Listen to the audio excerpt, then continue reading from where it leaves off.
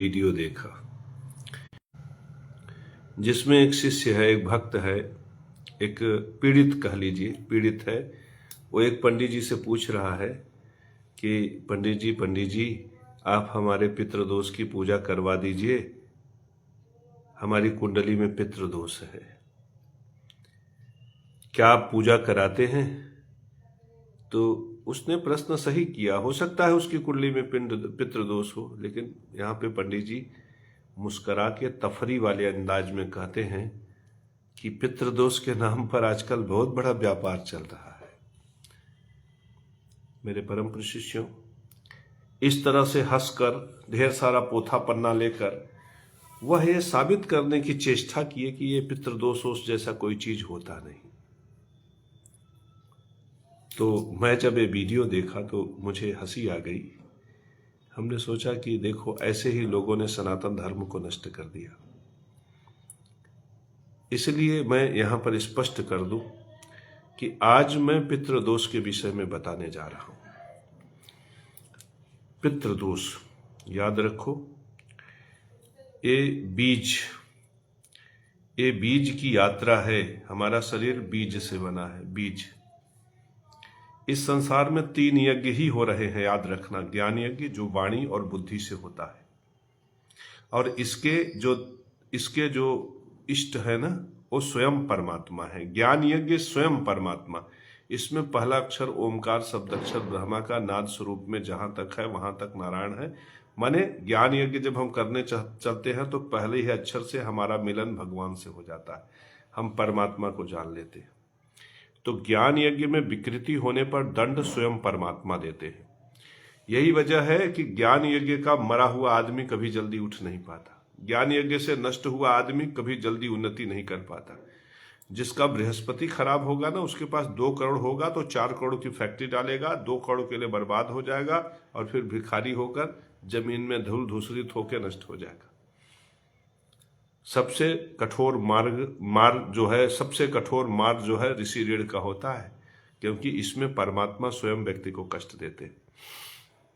और दूसरा जो है पितृयज्ञ होता है, जो बीज के पोषण और बीज के विकास के लिए होता है। पितृयज्ञ में बीज का पोषण रोटी से होता है और बीज का विकास जनन से होता है। जब रोटी खाते हो ना तो पितृयज्ञ करते हो, जब तुम जनन करते हो ना तो पितृयज्ञ करते हो, जब पुत्र पैदा करते हो तो पितृयज्ञ करते हो। ये बहुत बड़ा कर्म है, बहुत बड़ा यज्ञ। जो ये यज्ञ नहीं करता ना, उसको परमात्मा बहुत ही हेय दृष्टि से देखते हैं। और ऐसा व्यक्ति जो इस यज्ञ धर्म से नहीं जुड़ता, वो अधर्मी सुनिश्चित होता है परमात्मा की नजर में और घोर नरक भोगता। इसी तरह से देव यज्ञ है। 3 यज्ञ ही है, ज्ञान यज्ञ, पितृयज्ञ, और पितृयज्ञ का फल पितर प्रदान करते हैं। और पितृयज्ञ में जो पितर फल प्रदान करते हैं उसमें मैथुनी मार्ग का सुख है। मैथुनी मार्ग का सुख क्या जानते हैं क्या है? जो पितृयज्ञ है वो बलि से संपन्न होता है। तो रोटी पितर देते हैं। और क्या देते हैं? जनन का मार्ग, स्त्री पितर देते हैं। मैथुन करने की क्षमता, मर्दानगी पितर देते हैं। शरीर में वीर्य पितर देते हैं। सेक्स कर लेते हो जो ना, ये क्षमता पितर देते हैं। पुत्र पैदा कर लेते हो, ये क्षमता पितर देते हैं। तुम्हें पुत्र सुख होगा कि नहीं, ये सुनिश्चित पितर करते हैं। तो जिनकी कुंडली में पितर की कृपा रहती है उन्हीं को जनन मिलता है, उन्हीं को स्त्री मिलती है, उन्हीं को रोटी मिलता है, और वही अपने लिए पुत्र पैदा करते हैं। बहुत बड़ी बात बता रहे हैं। अगर इनमें से कोई भी चीज आपके पास नहीं है तो आपके ऊपर पितृदोष है। और मैं बताऊं, देव यज्ञ क्या होता है जानते हो? अग्नि के माध्यम से देवताओं को भोजन देना। ये अग्नि के माध्यम से जब तुम देवताओं को भोजन देते हो ना, तभी प्रकृति में संयंत्रों का संचालन होता है। अग्नि कर्म, ऊर्जा की क्रियाएं, जैसे आप ईंट के भट्ठे लगाते हो, मशीन संयंत्र चलाते हो, एरोप्लेन चलाते हो, कार मोटर, ये सब देव यज्ञ है। ये बड़ी बात है। मैं बता रहा हूं, कोई नहीं बताएगा। तुम आज इसको नोट करके रख लोगे तो जीवंत हो जाएगा। इस संसार में 3 ही यज्ञ हैं, बुद्धि और वाणी से किए जाने वाला ज्ञान यज्ञ, रोटी और जनन से किए जाने वाला पितृयज्ञ, और अग्नि के द्वारा संचालित देव यज्ञ। वो ब्राह्मण जिन्होंने मजाक लिया पितृयज्ञ का, उनको ये वीडियो शेयर करके पहुंचाओ, तब इसका असली आनंद है। तो मेरे परम प्रिय शिष्यों, बीज का पोषण पितृयज्ञ है और बीज का विकास भी पितृयज्ञ है। इसी पितृयज्ञ के कर्म में जब व्यक्ति त्रुटि करता है तो पितृदोष लगता है, पितृदोष। और ये जो पितृ हैं हमारे ना, जो आने वाले पितर हैं वह फल सुनिश्चित नहीं करते, जो चले गए हैं पितर वो प्रकाश स्वरूप में फल सुनिश्चित करते। ये पितरों में कौन है जानते हो? तुम्हारे ही कुल के जो प्रकाश स्वरूप जीवात्माएं हैं, पितर हैं। तुम्हारे शरीर में भी पितृ हैं। पितृ जैसे मैं हूं ना, मैं बीज से अपने पुत्र को पैदा करता हूं। मेरा पुत्र पैदा हुआ, कुछ साल में, मान लीजिए 100 साल की मेरी उम्र हो गई, मैं मर जाऊंगा। मैं मरने के बाद भी प्रयास यही करता हूं कि मेरा पुत्र उन्नति करे, मेरे कुल खानदान की उन्नति हो, अगर मैं सच्चा इंसान हूं तो। और अगर मैं अपना कुल घाती हो, कुलघ्न दोही हूं, कुल घाती हूं, तो मरने के बाद भी अपने कुल के सर्वनाश की कामना करूंगा। तो प्रत्येक कुल में कुल के पोषक भी होते हैं, कुल द्रोही भी होते हैं, कुल घाती भी होते हैं। तो जब ये एक कुल के द्रोही, कुल के घाती, कुल के पोषक ये सब प्रसन्न होते हैं ना, तो सिर्फ कुल की उन्नति उन्नति और उन्नति होती है।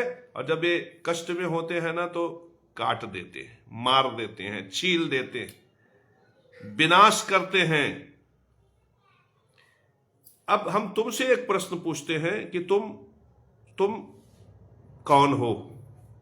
तुम माता और पिता के बीज से प्रकट हो ना, माता पिता के बीज से प्रकट होना। और तुम्हारे इस प्रकट होने में किसने मदद की? देवताओं ने, नवग्रहों ने और पितरों ने। देवताओं ने क्या दिया? पंच महाभूत। नवग्रहों ने क्या किया? पंच महाभूत का संचालन। और पितरों ने क्या किया? ये सेब बीज वाला है ना, ये रोटी बीज वाला है ना, ये गेहूं बीज वाला है ना, ये टमाटर बीज वाला है ना, ये चौराई, ये जो रायता, ये भिंडी, ये भड़भूजे का भांग, मेरे परम प्रिय शिष्यों, ये बीज वाले हैं कि नहीं? ये सब कश्यप ऋषि की संतानें हैं। तुम्हें बनाने के लिए कश्यप, तुम योग्य हो, तुम मनुष्य हो। इसलिए इन भाइयों ने तुम्हारी कुर्बानी दे दी। पालक ने कहा मुझे खा जाओ, बलवान हो जाओ। गेहूं ने कहा मुझे चबा जाओ, बलवान हो जाओ। जवा ने कहा मुझे खा जाओ, बलवान हो जाओ। इन लोगों ने अपने जीवनों का, इन प्राण का परित्याग कर दिया तुम्हें बनाने के लिए। इन्होंने कभी नहीं सोचा था कि तुम खरहा मार के खाओगे। इन्होंने कभी नहीं सोचा था कि तुम बकरा और शेर मार के खाओगे। इन्होंने कभी नहीं सोचा था कि तुम गौ हत्यारे निकलोगे। अगर इन्होंने ये सोचा होता तो अपनी कुर्बानी क्यों देते? तो मेरे परम प्रिय शिष्यों, ये जो गेहूं चबा के खा रहे हो, ये जवा जब चबा के मटर, दाल, अरहर, ये तिल्ली, ये तेल, ये जो सरसों पिरा के उसका तेल रोज मलते हो, मांजते हो और पीते हो, रोज पकौड़ी और कचौड़ी तलते हो, ये सब के सब जानते हो बीज से पैदा हुए, सब पितरों से उत्पन्न है। ये पितर, जितना भी कव्य तुम ग्रहण करते हो ना, इस पितरों से प्राप्त होती है।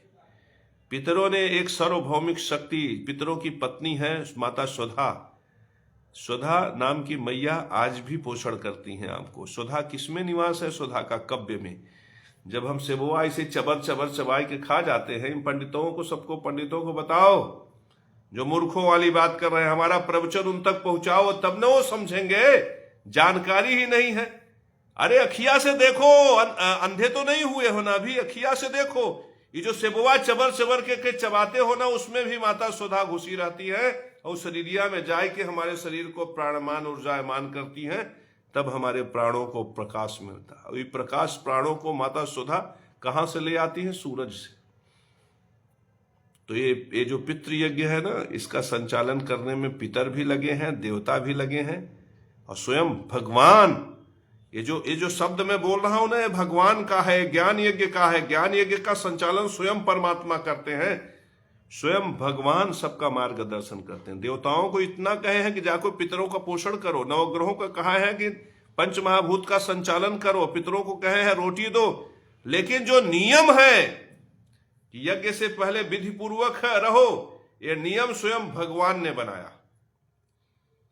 भगवान ने नवग्रहों के कान में कनफुकवा बन के फूंक दिए हैं कि पितरों की पितृयज्ञ में पोषण बलि से होगा और बलि जीवों का होगा।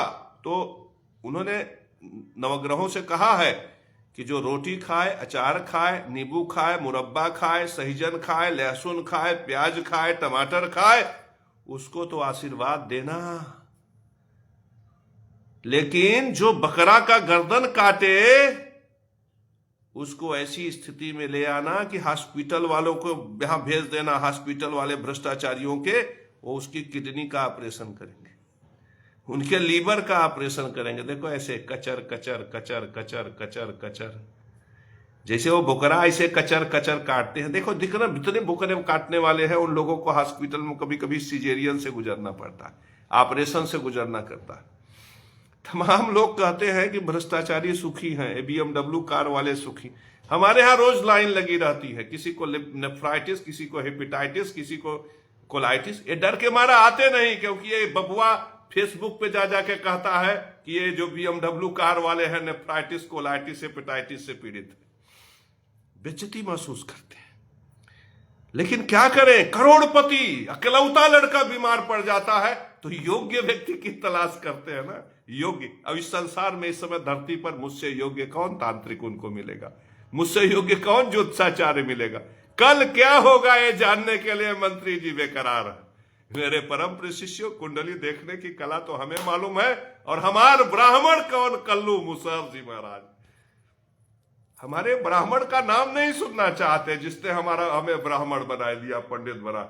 हमारी पंडिताई प्रचंड है, इसलिए क्योंकि मंत्री भी याद करता है हमको। अब हमको पंडित किसने बनाया, कल्लू मुसहर जी महाराज। कल्लू मुसहर जी महाराज, यह देखा विद्वान बनाए थे कल्लू मुसहर, देखा था कि मथवा से ज्ञान टपकत है। यह देखा इतने बड़े बड़े हो ज्ञान, ये ज्ञान की शाखाएं हैं। ये देखो कितनी शाखाएं हैं ज्ञान की, इतनी शाखाएं कभी पैदा हुआ। शंकराचार्य जी, आप इतने बड़े विद्वान लोग कहते हैं, आपके पास क्या समदर्शन का सूत्र है, ब्रह्म दर्शन? अभी शंकराचार्य जी से पूछिए कि ब्रह्म दर्शन सनोज शर्मा के लिए ब्रह्म दर्शन संभव है, तो कहेंगे नहीं। और यहाँ जगत गुरु केशव महाराज कहते हैं ओमकार शब्द अक्षर ब्रह्मा का नाद स्वरूप में जहां तक है वहां तक ब्रह्म है। मैं तुमसे पूछता हूं, क्या मैं गलत कह रहा हूं, क्या मैं झूठ कह रहा हूं? तो मेरे परम प्रिय शिष्यों, तो फिर पितृ यज्ञ धर्म का जब व्यक्ति पालन नहीं करता तो उसे पितृदोष लगता है। और पितृदोष का लक्षण क्या है? बीज से शरीर बनता है, बीज से रस बनता है। देख लो, लक्षण पता चल जाएगा, सूत्रवत जानो। बीज कहां से मिलता है? माता पिता से। फिर बीज गर्भ में पलता है, कैसे? बलि से। इस बलि में सहायता कौन करते हैं? पंचमहाभूत और नवग्रह। वो पोषित होकर गर्भ से पैदा होता है, उसके बाद बीज से रस बनता है। रस से भाव बनते हैं, चाटने का, स्वाद लेने का, रसगुल्ला खाने का। आदमी जवान हो जाता है तो औरत का गाल छूने का रस प्रकट होता है, मन करता है, भाव प्रकट होता है। तो ये बीज के भाव है। तो बीज का संचालन कौन करता है? ग्रहों में शुक्र। शुक्र किसका अधिकारी है? भोजन का, रोटी का, स्वाद का, बैंक बैलेंस का, पैसे का। पैसे से क्या आता है? रोटी आता है। पैसे का, खजाने का, रोजी का, रोजगार का, काम का, धंधा का, औरत का। औरत से क्या बढ़ता है? परिवार, तो परिवार का भी। तो शुक्र इसका संचालन करता है। तो मेरे परम प्रिय शिष्यों, अगर शुक्र के धर्म का पालन नहीं करोगे तो पितृदोष लग जाएगा। शुक्र कुंडली में पीड़ित है तो भी पितृदोष है, शुक्र खराब है तो भी पितृदोष है। पितृदोष अगर होगा तो क्या होगा? शरीर सूखने लगेगा, ये गलवा निस्तेज हो जाएगा, क्योंकि शुक्र का अधिकार गालों पर होता है, चेहरे पर होता है। चेहरा करियाई जाएगा, आंखी अंदर घुस जाएगी। शुक्र का निवास वाणी पे होता है, स्वाद में होता है। मुख में मधुरता खत्म हो जाएगी, बात बात पे गाली देने लगोगे। शरीर काला पड़ जाएगा, रस नष्ट होने लगेगा, धातुएं निर्बल हो जाएंगी, बेरे दुबला हो जाएगा, पतला हो जाएगा। स्त्री को देखते ही हुए एकदम लिंग से जो है बेरे टपकने लगेगा, धातु पतली पड़ जाएगी। ये सब शुक्र दोष, पितृदोष की निशानी बता रहे हैं, अजमा लेना। ये पितृदोष की निशानी, टपर टपर वीर ऐसे किसी स्त्री से बतियाएंगे और आप तो बड़ी सुंदर है, पता चला वीर टपक गया। फिर आपको जाना पड़ेगा हकीम रहमानी, हकीम बरमानी, हकीम धतुआनी, हकीम फुलमानी, इनके यहाँ छुपते छुपते। और अगर कोई डॉक्टर साहब के यहाँ देख ले, और हो तो कहाँ, अरे सर साहब जी ऐसे वैसे, अरे क्या बताएं, अरे चलो मिठाई खावे, झूठा मिठाई खाएंगे, सोचेंगे कि केहू के बताई न दें। तो आप कहाँ खड़े हो जाओगे, हकीम बरमानी, हकीम रहमानी के यहाँ। तो ये शुक्र का दुर्बलापन, शुक्र का पतलापन, शीघ्र स्खलन, वीर स्खलन, धातु दुर्बलता, धातु निर्बलता। स्वप्न दोष के रोगियों को देखे हो ना, हकीम रहमानी के दरवाजे पे खड़े हो जाओ, डॉक्टर सरकार के दरवाजे पे खड़े हो जाओ। वो डॉक्टर जो अंसारी हैं, वो बनारस वाले, वो कानपुर वाले डॉक्टर रहमानी, नाम तो सुने होंगे ना, देखो दीवालों पे लिखा रहता है, धातु के रोगी मिले, निसंकोच मिले, जो पत्नी से पराजित है मिले, जो रसौली के रोगी हैं, जो सुजाग के रोगी हैं मिले, शर्माओ मत, खुल के बात करो, टीवी पे आता है कि नहीं। तो भाई ये सब बुराइयां हैं, हम भी खुल के बतिया रहे हैं आपसे। तो ये सब जो रोग हो जाता है, ये पित्रायन मार्ग के रोग है। माने बीज के पोषण में, माने शरीर खूब खाओ फिर भी शरीर में न लगे तो पितृदोष। जवान हो जाओ लेकिन वीर्य से संबंधित विकार हो, स्वप्न दोष, शीघ्र पतन हो तो पितृदोष। ये जो पितृ होते हैं ना मेरे परम शिष्यों, शुरुआती दौर में ये पितृदोष के रूप में प्रकट होता है। लेकिन अगर पितृदोष का कोई उपचार न किया जाए, पितृदोष पर ध्यान न दिया जाए, तो यही पितृदोष प्रेत बाधा में बदल जाता है। और प्रेत बाधा की बहुत बड़ी निशानी मैं बताऊं कि घर में अकाल मृत्यु होने लगता है। मैं बताऊं, अगर केतु अष्टम में आ जाए, केतु शुक्र के साथ आ जाए, शुक्र नीच का हो जाए, तो प्रेत बाधा होता है कुंडली में। ऐसी स्थिति में अगर शुक्र पीड़ित हो और केतु भी पीड़ित होकर पापाचार होकर आयु स्थान पे बैठ जाए, शुक्र के घर में बैठ जाए, तो ऐसी स्थिति में शुक्र का घर प्रेत बाधा से उजड़ जाता है। जैसे दूसरे घर में केतु हो, सातवें घर में केतु हो, आठवें घर में केतु हो, शुक्र भी नीच प्रभाव में हो, शुक्र राहु के साथ हो, शुक्र पापाक्रांत हो, शुक्र खडाष्टक प्रभाव में हो। बहुत सरल है देखना, शुक्र पीड़ित हो और केतु पापाक्रांत होकर शत्रु रोग इत्यादि पर बैठ जाए, व्यय पे बैठ जाए, शरीर पे बैठ जाए, तो ये प्रेत प्रभाव को दर्शाता है, पिशाच प्रभाव को दर्शाता है मेरे परम शिष्य। और प्रेत बाधा, मुझे कुंडली दो, मैं देख के बता दूं प्रेत बाधा है, और घर में दो चार अकाल मृत्यु जरूर हुआ होगा। तो पितृ अगर दोष लग रहा है तो ये बहुत भयंकर दोष माना जाता है, इसलिए कि औरत के सामने मुंह बना लोगे, रात में बिस्तर गीला हो जाएगा, वीर्य अपने से निकल जाएगा, स्वप्न में दिखाई पड़ेगा सर्वांग सुंदरी है, हाथ उधर बढ़ेगा तब से वीर्य निकल जाएगा। स्वप्न दोष, शीघ्र पतन, शीघ्र स्खलन। तो ये हकीम रहमानी के पास जाना कितना खतरनाक है, कितना मलिन है, कितना मन में विकार। इसीलिए शुक्र के जो रोगी होते हैं उनके मन में बार बार आत्महत्या का ख्याल आता है, आत्मग्लानि का ख्याल आता है। तो इतना विकराल दोष तुम्हारे जीवन में प्रकट हो और तुम उसका उपाय ना करो, ये मूर्खतापूर्ण है कि नहीं। तो इसका उपाय क्या? ये तो समझ में आ गया होगा कि पितृदोष क्या है। तो बीज भी समझ में आता है, पितृयज्ञ भी समझ में आता है, और पितृयज्ञ विधि पूर्वक न करने पर पितृदोष लगता है, ये समझ में आ गया। अब पितृदोष का इतना मैंने लक्षण बताया, अब पितृदोष बनता कैसे है देखो। पितृयज्ञ का एक ही धर्म है कि तुम विधि पूर्वक बलि करो, विधि पूर्वक। जैसे मैं हूं, मैं अगर अपने बाप से रोटी लेकर खा रहा हूं तो मैं तो पितृयज्ञ कर ही नहीं रहा हूं। ये तो हमारे पिता का पूरे प्रभाव है कि मैं वीर्यवान हूं। मेरे परम शिष्यों, अगर मैं पिता से रोटी लेकर खा रहा हूं तो मैं पितृयज्ञ कर ही नहीं रहा हूं। अगर मैं भीख मांग के रोटी खा रहा हूं तो भी क्या मैं पितृयज्ञ कर रहा हूं? मेरे परम शिष्यों, बलि करने का मतलब, जैसे जब हम अपनी योग्यता से कहते हैं हम ज्योतिष के बदले 500 रुपया लेंगे, तो जब तुम 500 रुपया देते हो तो हमारा 500 हो जाता है। तब जब हम उसमें से सेब खाते हैं तो हम पितृयज्ञ करते हैं। अब ये पितृयज्ञ हमारा है। अब इस पितृयज्ञ से दक्षिणा प्रकट होगी। वो दक्षिणा, पितृयज्ञ का दक्षिणा क्या होगा? बल। पितृयज्ञ का दक्षिणा वीर्य, पितृयज्ञ का दक्षिणा रस, पितृयज्ञ की दक्षिणा स्वाद, पितृयज्ञ की दक्षिणा धन, पितृयज्ञ की दक्षिणा परिवार, पितृयज्ञ का दक्षिणा चेहरे की सुंदरता, पितृयज्ञ की दक्षिणा वाणी का आकर्षण, पितृयज्ञ की दक्षिणा नीति माने शुक्र, पितृयज्ञ से मिलता है शुक्र, शुक्र का पोषण, शुक्र का पोषण नीति का पोषण, ज्ञान का पोषण, सौंदर्य का पोषण, आकर्षण का पोषण, धन का पोषण, पैसे के कोष का पोषण, जेवर जेवरात का पोषण, हार मांग बेदी और ढरकौआ का पोषण, हाथों में कंगन का पोषण। तो आज हमारा बैंक भरा हुआ है ना, मेरे परम पूज्य शिष्यों पोषण हुआ ना। आज है देखो, एक खो सोने की अंगूठी भी है, देखो एक खो इस हाथ में, एक खो इस अंगुली में, दो ठे सोने की अंगूठी पहने, देखो देखो सोना दिखाई पड़ रहा है ना। चाहे तो 10 तोला पहन ले, कोई फर्क नहीं पड़ता, लेकिन वो विधि पूर्वक नहीं होगा। विधि पूर्वक का उल्लंघन, मैं ज्ञानी हूं, मैं जानता हूं कि मैं अगर विधि पूर्वक का उल्लंघन करूंगा ना तो जो कुबेर है ना दंड दे देंगे, वो जो अग्नि है दंड दे देगा, जो शनि है दंड दे देगा।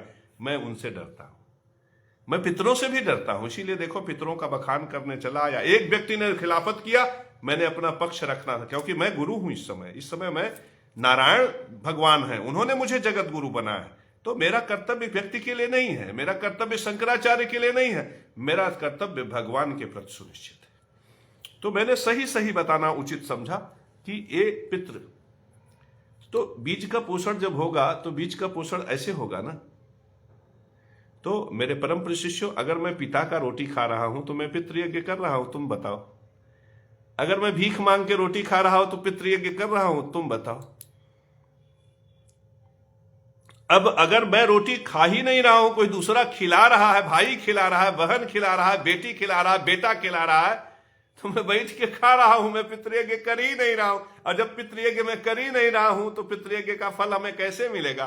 कैसे मेरे पास बैंक बैलेंस होगा? कैसे मेरे पास वीर्य होगा? कैसे मेरे पास सर्वांग सुंदरी होगी? कैसे मैं गाल किसी का चूम सकता हूं? कैसे मैं रसगुल्ला खा सकता हूं? मेरे परम प्रिय शिष्यों, मेरे जीवन में भीख की चीजें जो है वो पितृयज्ञ नहीं है, हमें पितृयज्ञ नहीं कर रहा हूं। लेकिन अगर मुझे 500 रुपया बनी अपनी योग्यता से मिला तो मैंने पितृयज्ञ किया।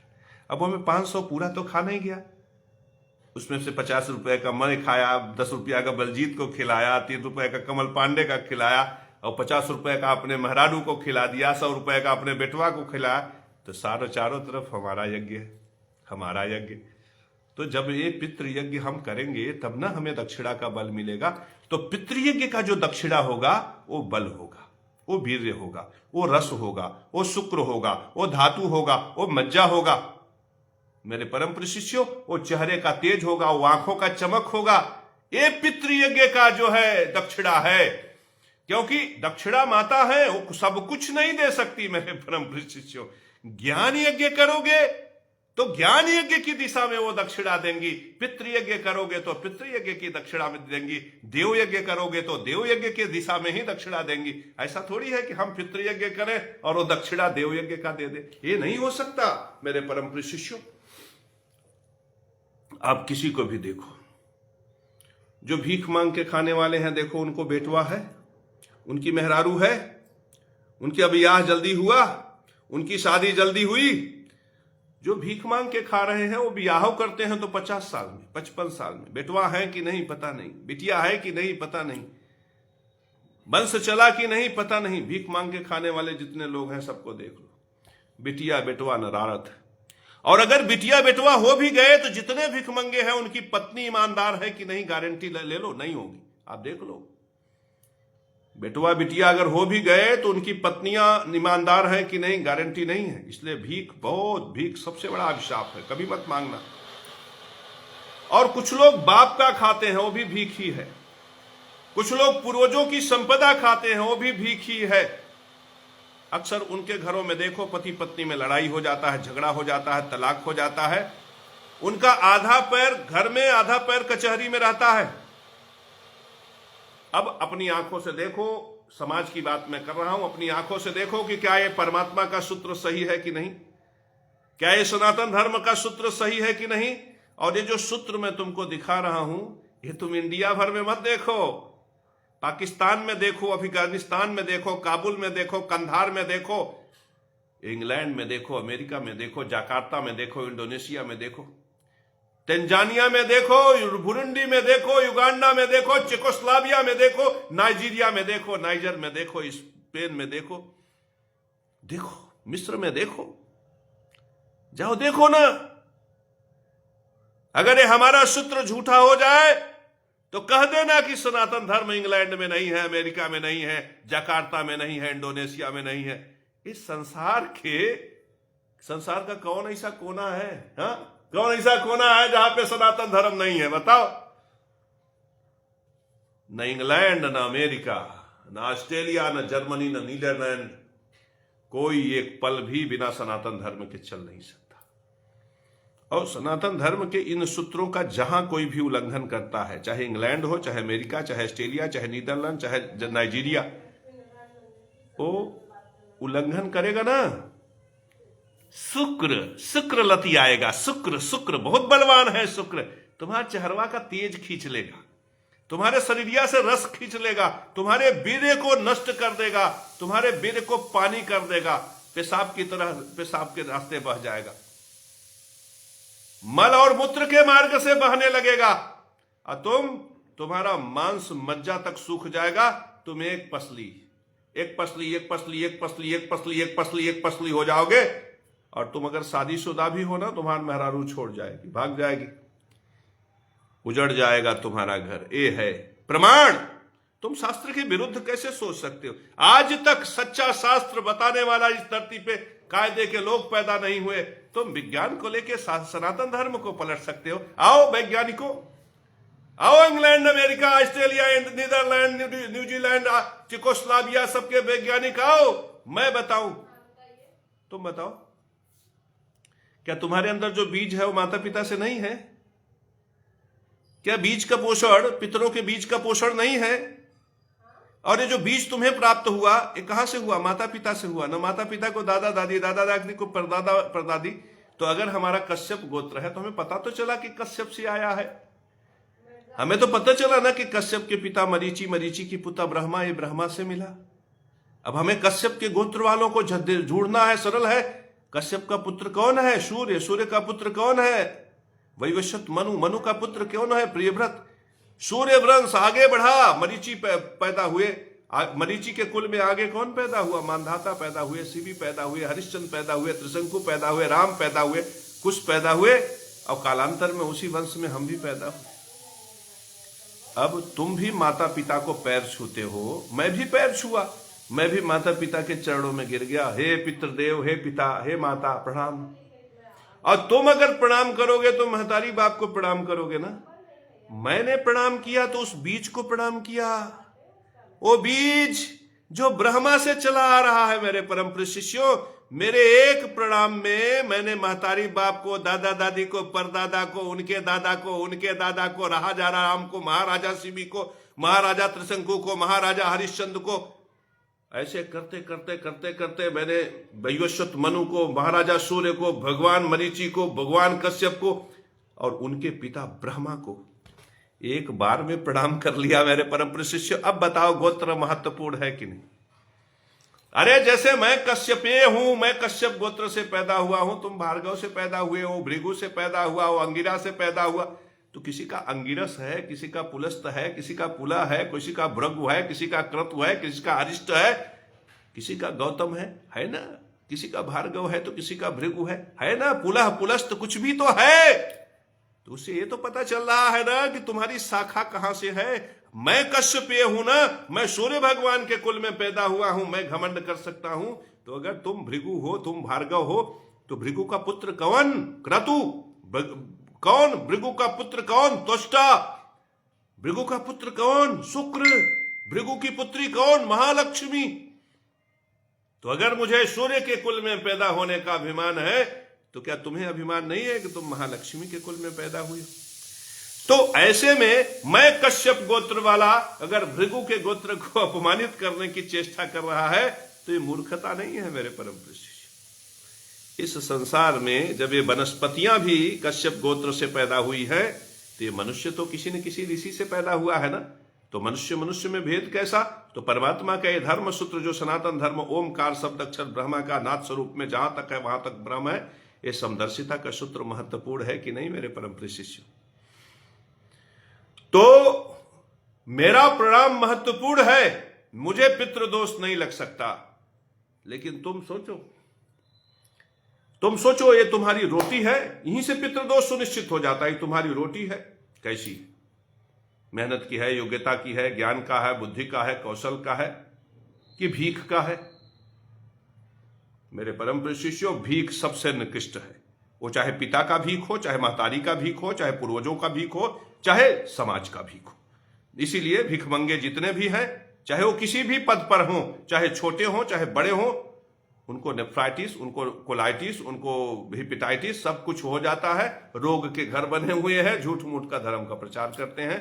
ऐसे भीख मांगने वाले हमेशा पतित रहते हैं, क्योंकि ये पितृयज्ञ धर्म का उल्लंघन कर जाते हैं। अब इन पर ज्यादा बहस नहीं करेंगे, आगे आओ। तो कुछ लोग हैं जो योग्यता से रोटी पैदा करते हैं, वो उनसे श्रेष्ठ है। भीख मांगने वालों से वो श्रेष्ठ है। अब भीख मांगने वाले में दो योग्यता, एक योग्यता वाला मैं हूं, मैं रोटी ईमानदारी से ग्रहण करता हूं, न अत्याचार, न भ्रष्टाचार, न दुराचार, न व्यभिचार। लेकिन कुछ लोग ऐसे हैं जो योग्यता से रोटी का ग्रहण करते हैं, लेकिन उसमें अत्याचार, भ्रष्टाचार, दुराचार, व्यभिचार शामिल रहता है, बलात्कार भी शामिल रहता है। जैसे रजिस्ट्रारवा ने हमको लूट लिया। मेरे परम प्रिय शिष्यों, रजिस्ट्रार ने हमें लूटा ना, रजिस्ट्रार योग्य है, ऐसा नहीं है, उसने लूटा। लूटना भी भीख मांगने से श्रेष्ठ है। मेरे परम प्रिय शिष्यों, भिखमंगा महानिकृष्ट होता है, क्योंकि वो यज्ञ करता ही नहीं, पितृयज्ञ करता ही नहीं। भीख मांगने वाले से भी डाकू श्रेष्ठ है, भ्रष्टाचारी श्रेष्ठ है, अत्याचारी, दुराचारी, व्यभिचारी श्रेष्ठ है। इसलिए कभी भीख मत मांगना, कभी अपने लड़के को भीख मंगा बनाने का प्रयास मत करना मेरे परम प्रिय शिष्यों, क्योंकि भिखारी सनातन धर्म के नजरों में कभी श्रेष्ठ नहीं हो सकता। महानिकृष्ट भिखारी को देखना तो चंद्रायण व्रत कर लेना, भिखारी को देख लेना तो गंगा स्नान कर लेना, भिखमंगे को देख लेना तो गौमूत्र लेकर आचमन कर लेना मेरे परम प्रिय शिष्यों, गंगा जल से आचमन कर लेना। भिखारी इस संसार के लिए सिर्फ कष्ट देने वाले हैं, क्योंकि भिखारी भीख किसी से भी ले सकते हैं, किसी की भी प्रतिष्ठा कर सकते हैं। सनातन धर्म को नष्ट करने में आज सबसे बड़ी भूमिका भिखारियों की। मेरे परम प्रिय शिष्यों, पितृयज्ञ धर्म नष्ट होने से ही भिखारी पैदा होते हैं, और पितृयज्ञ धर्म नष्ट करने से ही समाज में पापी को धर्मात्मा सुनिश्चित किया जाता है, और जब पापी धर्मात्मा सुनिश्चित हो जाता है तो भ्रष्टाचार चारों तरफ व्याप्त हो जाता है। आज ये जानो, चारों तरफ जो तुम्हारे भ्रष्टाचार व्याप्त है, इसके पीछे भिखारी है। इसलिए भिखारी कभी तुम्हारे शरीर में पवित्रता पैदा नहीं कर सकता। अगर किसी भिखारी की मूर्ति तुम्हारे घर में, किसी भिखारी की तस्वीर तुम्हारे घर में लगी हो तो उसे उतारो, 9 फीट जमीन में 9 फीट की गहराई खोदो और उसमें उसको दबा दो, हमेशा हमेशा के लिए दबा दो। 9 फीट इसलिए कि लोग नींव खनने के लिए 4 या 5 फीट खनते हैं, नींव खनते समय भी उसकी तस्वीर बाहर न निकले, इस प्रकार से उसे गड्ढे में जमीन दोज करना, हो सके तो उसे जला देना। तो मेरे परम प्रिय शिष्यों, अब भीख मांगने वाले को तो देख लिए, भीख मांगने वाले से श्रेष्ठ डाकू है, चोर है, डकैत है, क्योंकि वो अपनी योग्यता से रोटी प्राप्त करता है। अब इसमें योग्यता वो योग्य होता है जो वह योग्यता जो राजा के धर्म का और परमात्मा के धर्म का पालन करता है, वह पितृयज्ञ सर्वश्रेष्ठ माना जाता है। चोर, डाकू, भ्रष्टाचारी, अत्याचारी, दुराचारी, व्यभिचारी जो पितृयज्ञ करते हैं वो भिखमंगे से तो श्रेष्ठ होते हैं, इसलिए उनमें बल भी होता है, वीर्य भी होता है, वो अपने स्त्री को संतुष्ट भी करते हैं और पुत्र इत्यादि को पैदा भी कर लेते हैं। लेकिन वो गाड़ी मोटर से भी चल लेते हैं, भ्रष्टाचारी, अत्याचारी, दुराचारी, व्यभिचारी, लेकिन उनको गलत तरीके से पितृयज्ञ करने का फिर उनको संताप लगता है, दोष। वो बकरा खाते हैं, मीट खाते हैं, मांस खाते हैं, वो भी तो बलि है, पितृयज्ञ तो वो भी है, तो उसका भी कुछ फल मिलता है, लेकिन उसका जो दुर्गुण होता है, उसका जो पाप होता है, वो मलिनता बनकर उनके जीवन में प्रकट होता है। फिर उनको देव बाधा और पितृ बाधा लगता है, उनके घर में प्रेत इत्यादि, पिशाच इत्यादि शक्तियां प्रभावी हो जाती हैं, जिसकी वजह से मन की मलिनता, अविश्वास, ईर्ष्या, द्वेष, परस्पर प्रतिस्पर्धा, एक दूसरे के का खून का प्यासा होना, बिलगाव होना। जो बाप अपने बेटे के लिए अरबों खरबों की संपत्ति जमा करता है, वही बेटा बाप का दुश्मन, वही बहू ससुर को मारने वाली, इस प्रकार से विकृति परिवार में जन्म लेता है। यह भी पितृयन मार्ग की विकृति है मेरे परम प्रिय शिष्यों। फिर वो व्यक्ति जो अत्याचारी, भ्रष्टाचारी, दुराचारी, व्यभिचारी होता है, वो उसको liver cancer, cirrhosis, hepatitis, colitis, nephritis, वो ऐसे विषाक्त रोगों से हाय मैया हाय बप्पा, हाय मैया हाय बप्पा, हाय मैया हाय बप्पा करते हुए उस बेटे को निहारता है जिस बेटे को करोड़ों रुपया भ्रष्टाचार, अत्याचार, दुराचार, व्यभिचार का दे देता है। और वो बीमार होकर जब मरने लगता है तो उस बेटवा के पास अपने बाप के पास खड़ा होने की भी फुर्सत नहीं मिलती, और वो बहू इस ताक में रहती है कि हमार सास कितना जल्दी मराई और हम कितना जल्दी नौलखा हार लेके अपने गाले में सजाई के। जैसे सास मरी, बहू जब नौलखा हार पहन के, हमारी सास तो बहुत अच्छी थी, हमारी सास तो बहुत प्यारी थी। और जब जिंदा थी तो उसके बगल में खड़े होने पर खड़ी हो गई 2 मिनट के लिए 4 लोगों के बीच में, हाथ धुलाओ कहीं बैक्टीरिया ना हो जाए, अरे देखो कहीं ऐसा ना हो सांस फूल रहे, 4 गिलोय लाओ, 4 एंटीसेप्टिक लाओ, 4 एंटीबैक्टीरिया लाओ। मेरे परम प्रिय शिष्यों, ऐसे भ्रष्टाचारी, अत्याचारी, दुराचारी, व्यभिचारियों के लिए पुत्र ऐसे मिलते हैं जो उनके बगल में मरते समय खड़े नहीं होना चाहते। बहुएं ऐसी मिलती हैं जिनको इन्फेक्शन होता है उनसे। मेरे परम प्रिय शिष्य, ऐसे घृणा के भाव में, नफरत के भाव में, पुत्र इत्यादि के तिलांजलि के भाव में वो भ्रष्टाचारी, अत्याचारी, दुराचारी, व्यभिचारी मर जाता है। और उसके मरने के बाद उसे घोर पातक, तामिल मिश्रित नरक, कुंभी पाक नरक, ऐसे ऐसे कौलव, बकुल इत्यादि प्रकार के 36 प्रकार के नरकों में जाता है। एक दिन मुलाकात हो गई, एक कुत्ता भू भू भू भू करके भूक रहा था, आगे हमारे बगल में बैठ गया। तो हम बड़े ध्यान से देखे तो अरे बटुकधारी तू, अरे यार तू तो बड़का मंत्री रहे आज, क्यों जने मार दे रहन, कपारे में चोट लग गया रहा। अजीबो गरीब देखे ना हमें, तो हमरे बगले बैठ गया। हम कहा बटुकधारी तुम्हारी दुर्गति, कभी तू हंटर चलावत आगे आगे बढ़त रहे, आज तुम्हारी दुर्गति। ती बटुकधारी कुकुर बन गए और स्थिति ऐसन भ कि कपार फूटा। सोचा फुटहा कपार लेके बटुकधारी है और टहलत है। हम बैठे तो देखा, हम तो भाई सर पे हाथ फेर दिया।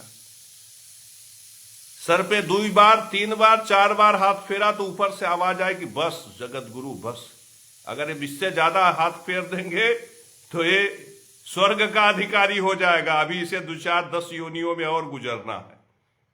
तो मेरे परम प्रिय शिष्यों, हम ऐसे बटुकधारी जो है, मैं जगत गुरु होकर इनकी दीनता पर मैं इनके मस्तक पर हाथ भी नहीं फेर सकता, क्योंकि हमारे ऊपर भी तो परमात्मा है, हमारे ऊपर भी तो धर्मराज है, हमारे ऊपर भी तो कुबेर है।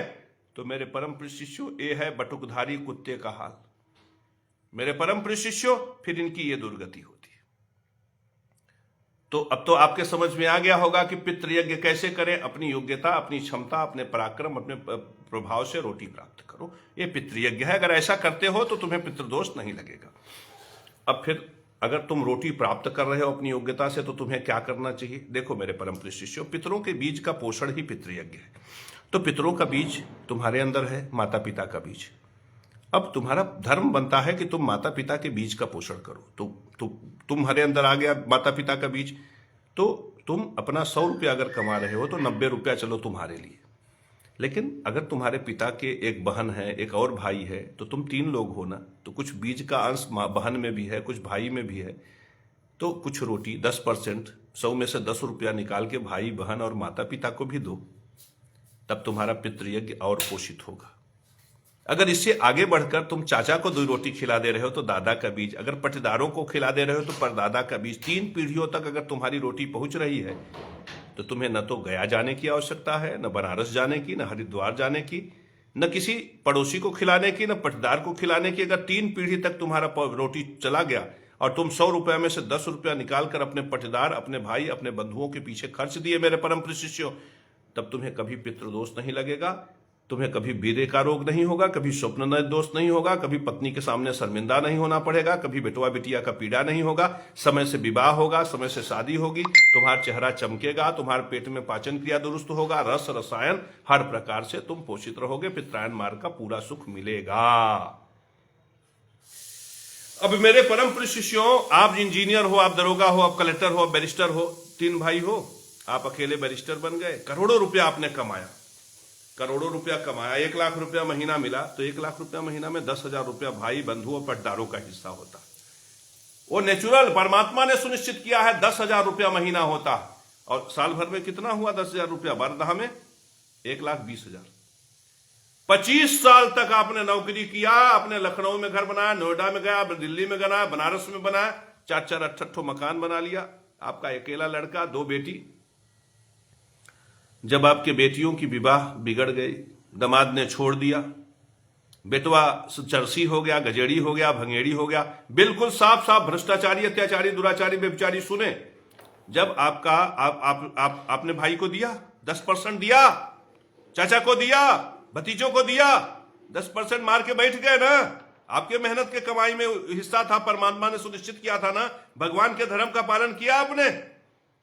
तो जब ये 10% इकट्ठा होकर 24 साल में कितना हो गया, 30 लाख रुपया हो गया। मार लिए ना भाइयों का, पटदारों का 30 लाख मारे हो ना। अब 30 लाख रुपया आपने मार रखा है। 30 लाख, सोचो, 30 लाख रुपया मार लिया डिप्टी साहब ने, 30 लाख से ज्यादा मार लिया कमिश्नर साहब ने, 50 लाख से ज्यादा सचिव साहब ने मार लिया। अब बिटिया का रिश्ता टूट गया, बुढ़ाई में परेशान है कि भाई बिटिया को सुख मिले, दुनिया मिले चाहे ना मिले। अब बेटवा की मेहरारू छोड़ के किसी पड़ोसी के साथ गुलछर्रे उड़ा रही, बुरा लग रहा है। सचिव साहब है, इनकी बहू ऐसा क्यों कर रही है।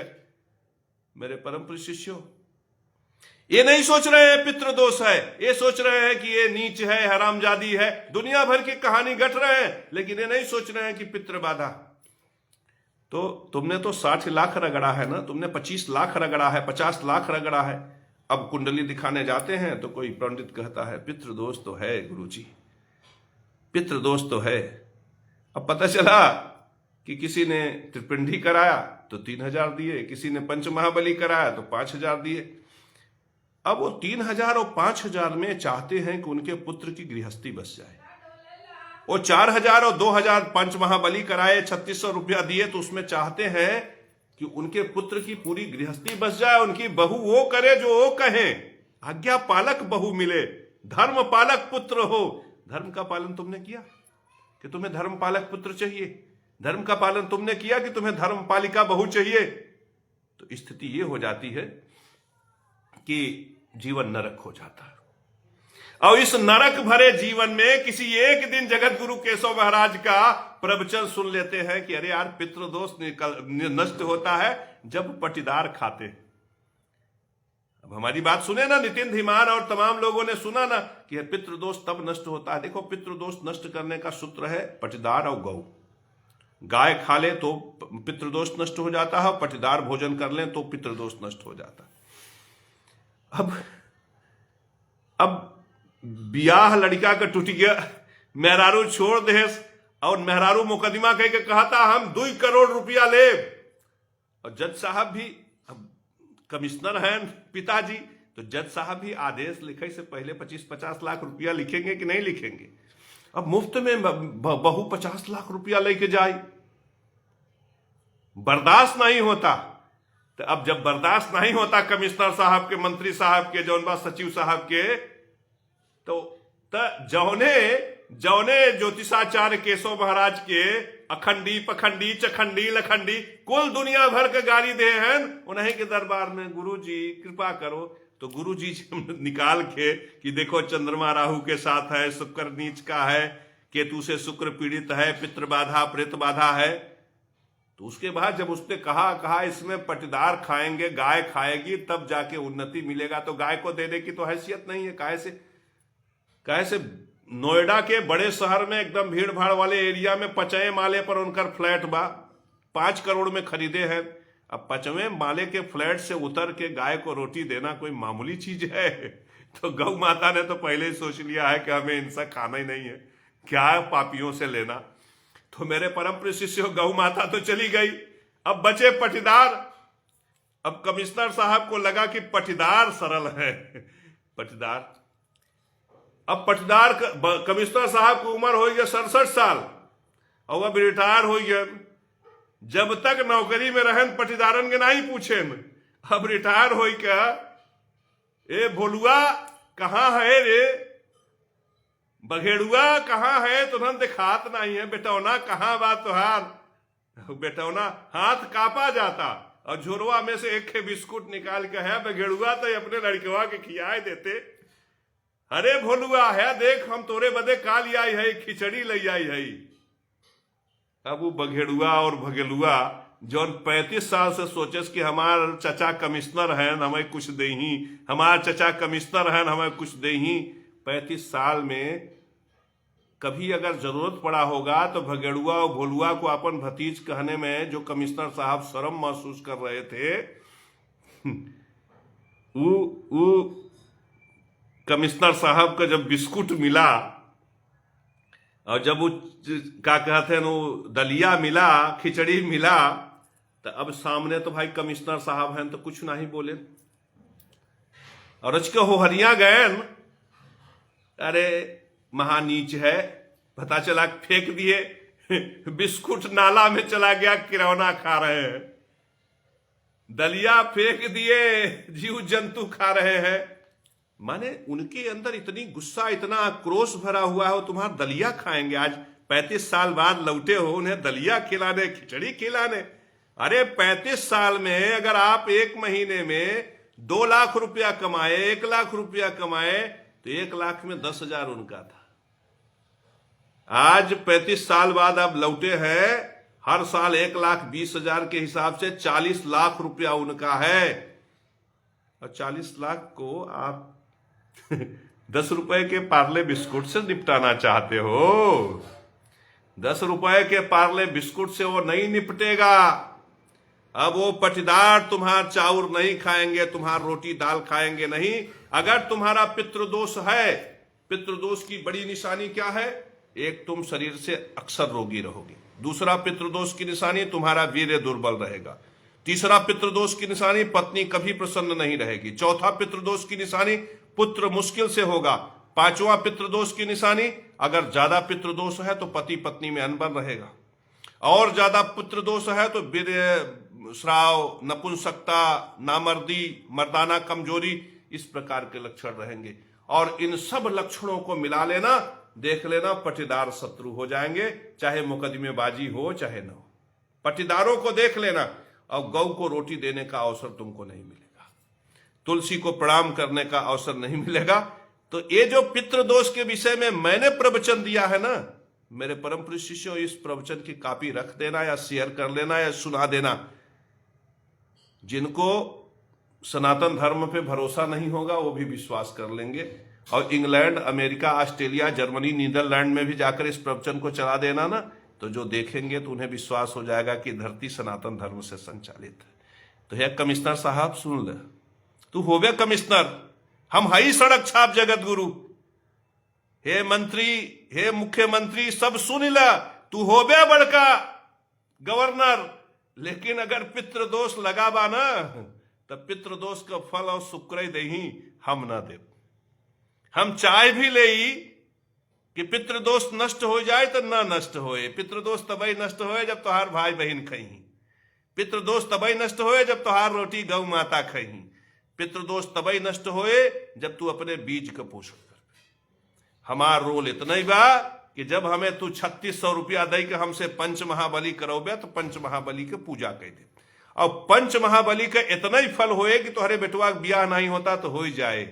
पंच महाबली के फल इतना नहीं बा कि तुम्हार पितृदोष पूरी तरह से नष्ट हो जाए।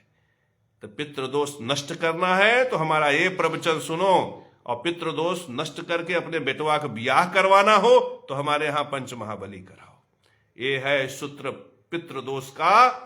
और ये पंच महाबली कोई धंधा नहीं है, तुम्हारी मजबूरी है।